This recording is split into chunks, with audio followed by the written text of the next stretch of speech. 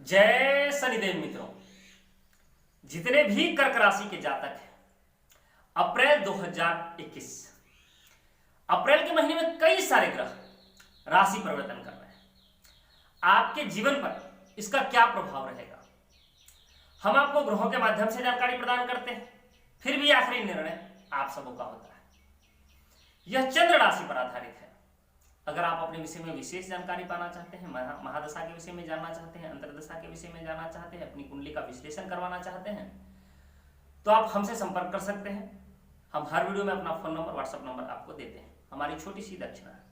और हम हर वीडियो में आपसे निवेदन भी करते हैं कि आप स्वतंत्र हैं, आप किसी भी आचार्य से अपनी लग्न पत्रिका का विश्लेषण करवा सकते हैं, आप स्वतंत्र हैं।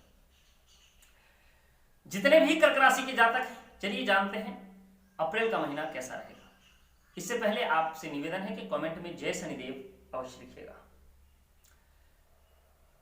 जितने भी कर्क राशि के जातक हैं, चंद्रमा आपकी राशि के स्वामित्व रखते हैं और महीने की शुरुआत में ये आपके पंचम भाव वृश्चिक राशि से गोचर कर रहे हैं।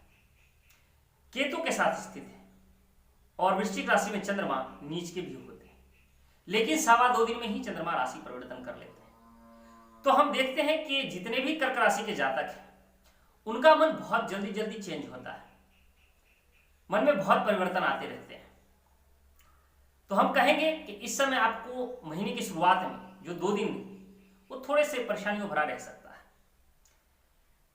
तो 2 दिन के बाद स्थिति आपके अनुकूल ही होगी, सेहत आदि आपका अच्छा रहेगा।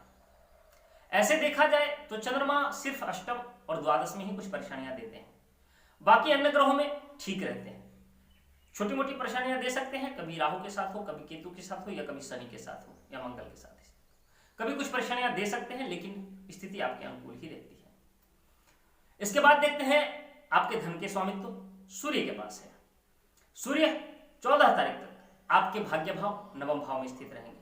बहुत अच्छी स्थिति में सूर्य इस समय है।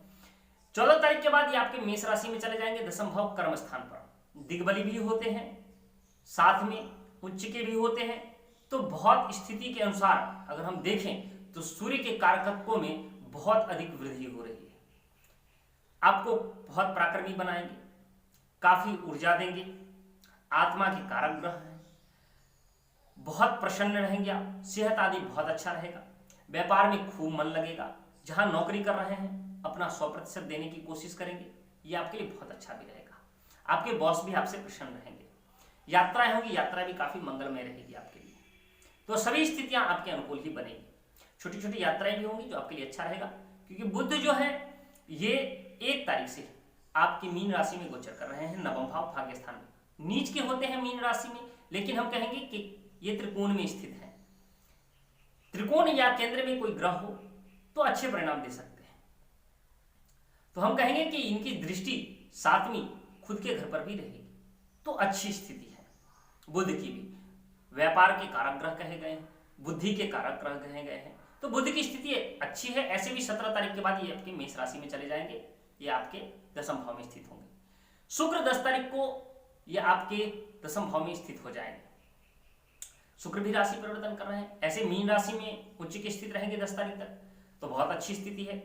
उसके बाद ये आपके दशम भाव कर्म स्थान पर चले जाएंगे, तो और ज्यादा अच्छा रहेगा, क्योंकि इनकी सीधी 7वीं दृष्टि अपने घर पर पड़ेगी, सुख स्थान पर, और सुखेश की वृद्धि कर देंगे। तो भौतिक सुविधाओं में ये आपकी वृद्धि करेंगे। कई लोग वाहन लेना चाह रहे हैं, कई लोग मकान बनवाना चाह रहे हैं, मकान में कुछ बदली करवाना चाह रहे हैं, सोने चांदी गहने आदि खरीदना चाह रहे हैं। बहुत अच्छा समय रहेगा, इस समय आप खरीद सकते हैं। भूमि से जुड़ के कार्य कर रहे हैं उनके लिए अच्छा है, किसान वर्गों के लिए अच्छा है। तो कामनाओं के कारक ग्रह जो हैं शुक्र, उनके वृद्धि हो रही है। वैवाहिक जीवन भी अच्छा रहेगा। लेकिन हम आपसे एक और बात कहेंगे, मंगल कुछ पीड़ा दे सकते हैं इस महीने। मंगल 14 तारीख को राशि परिवर्तन करेंगे। 14 तारीख के बाद यह आपके 12वें भाव में चले जाएंगे, द्वादश स्थान पर मिथुन राशि में स्थित होंगे। इनकी 7वीं दृष्टि आपके 6ठे भाव रोग, ऋण और शत्रु के स्थान पर पड़ेगी। तो ये आपके 6ठे भाव को एक्टिव कर सकते हैं। शत्रु आपको परेशान कर सकते हैं, पीठ पीछे वार कर सकते हैं, तो इसका ध्यान रखना है। 14 तारीख के बाद सेहत का भी आपको थोड़ा सा ध्यान रखना चाहिए। कर्ज देते हैं किसी को या कर्ज किसी से लेते हैं तो विशेष सतर्क रहिए, सावधान रहिए, व्यक्ति को परखिए, उसके बाद ही आप आगे का कार्य कीजिए, आपके लिए अच्छा है। आपके सप्तम भाव में शनि स्थित है और मंगल की 8वीं दृष्टि भी सप्तम पर रहेगी, तो मंगल सप्तम को भी प्रभावित कर सकते हैं। हम कह सकते हैं आपको कि आपको इस समय आपके वैवाहिक जीवन का भी विशेष ख्याल रखना चाहिए। रोजमर्रा के कार्य करते हैं या पार्टनरशिप में व्यापार करते हैं तो आपको विशेष ध्यान रखना चाहिए। डॉक्यूमेंट्स को बड़े ध्यान से पढ़ना चाहिए, क्योंकि मंगल है, ऊर्जा के कारण है, कारक है, फोर्स के कारक ग्रह है, फोर्स के कारक ग्रह इसे कहे गए हैं। होता क्या है, हम जल्दबाजी में कोई ऐसा निर्णय लेते हैं जो हमारे लिए अच्छा नहीं होता, तो ये इस समय हम गलती कर बैठते हैं। तो हम आपसे कहेंगे कि जल्दबाजी में कोई निर्णय आप मत लीजिएगा।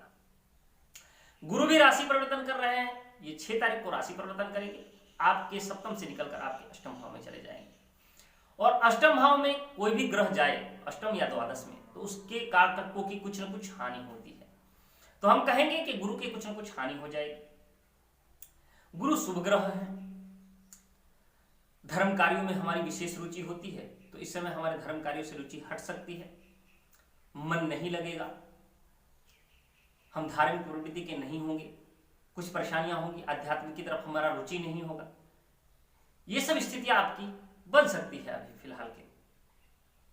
धन की स्थिति अच्छी रहेगी, क्योंकि गुरु की 7वीं दृष्टि धन स्थान पर रहेगी, लाभ भाव पर अच्छी स्थिति है। दृष्टियां शुभ होती है गुरु की, लेकिन गुरु के खुद के कारकों की कुछ न कुछ हानि हो जाती है। विद्यार्थी वर्गों के लिए सही समय रहेगा, फिर भी हम कहेंगे कि केतु बैठे हुए हैं आपके पंचम भाव में, लेकिन मंगल की तरह ही कार्य करते हैं केतु, तो हम कहेंगे कि मंगल की राशि में बैठे हुए हैं, अच्छा रहेगा। अगर उच्च शिक्षा हासिल आप करना चाह रहे हैं तो कर सकते हैं, लेकिन फिर भी कुछ परेशानियां रहेगी। हम आपसे कहेंगे कि लड़ाई झगड़ों से थोड़ा सा दूर रहिएगा, आपके लिए अच्छा रहेगा। चलिए, मेरी जानकारी अगर आपको अच्छी लगी हो, वीडियो पसंद आई हो तो लाइक कीजिएगा, शेयर कीजिएगा अपने मित्रों में।